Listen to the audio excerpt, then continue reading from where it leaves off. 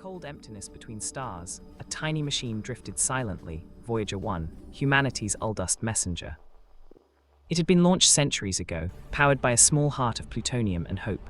Its golden record carried the sounds of life, waves, laughter, greetings in dozens of languages, a cosmic postcard from a world that once thrived under a warm sun. But Earth was gone now. Long ago, its oceans froze, its skies went black, and its cities turned to dust. Voyager continued on, alone, long after its creators had vanished. It was now a ghost, a relic moving through eternity with no one left to remember its name. Cosmic rays whispered against its metal skin. The stars ahead blurred as it passed the edge of the solar system, entering the vast interstellar sea. For centuries, it had transmitted faint beeps, echoes of home, but no one had listened. Yet still it obeyed its final command: keep going, keep sending. Then one distant cycle, its sensors flickered. A faint pulse, rhythmic and deliberate, echoed across the void. It wasn't natural, it was a pattern. Beep, pause, bup, pause, beep. Voyager's ancient computer recognized the sequence. It was binary, the same code humanity had once used to say hello to the stars. But this time, the stars were speaking back. The pulse grew stronger, clearer. Every few hours, the signal repeated, perfectly timed, perfectly structured. Voyager's decaying instruments tried to analyze it, but their data buffers were ancient, their power almost gone. Yet something, perhaps curiosity, or the ghost of human ingenuity, pushed it onward.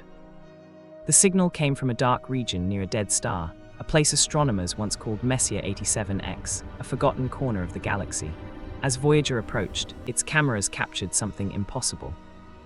An enormous structure floated there, vast as a moon, circular and alive with veins of blue light.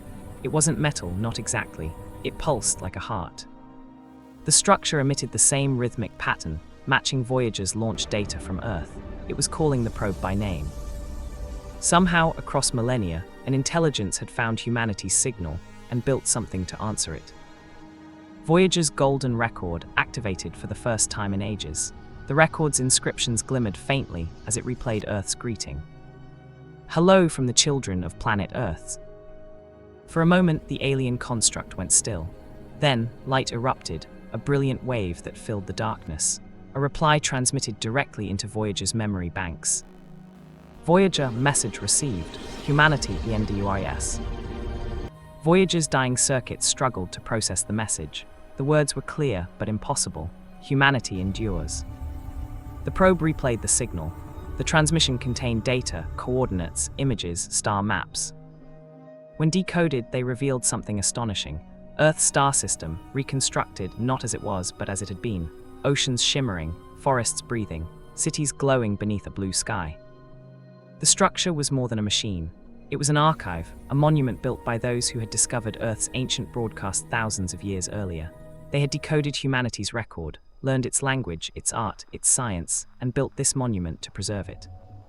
In its core burned simulated sunlight. In its vaults, the sounds of rain, wind, and laughter. They had rebuilt Earth not in matter, but in memory. As Voyager floated closer, its power nearly gone, it transmitted one final pulse, the heartbeat of Earth, stored in its record.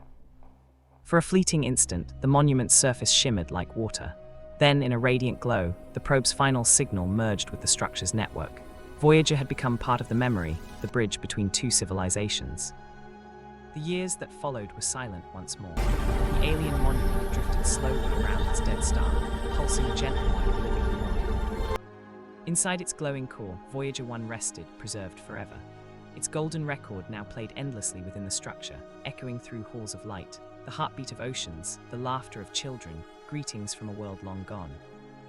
And then one day, deep inside the monument's crystalline heart, a new transmission began, automatic, recursive. It wasn't alien anymore, it was human.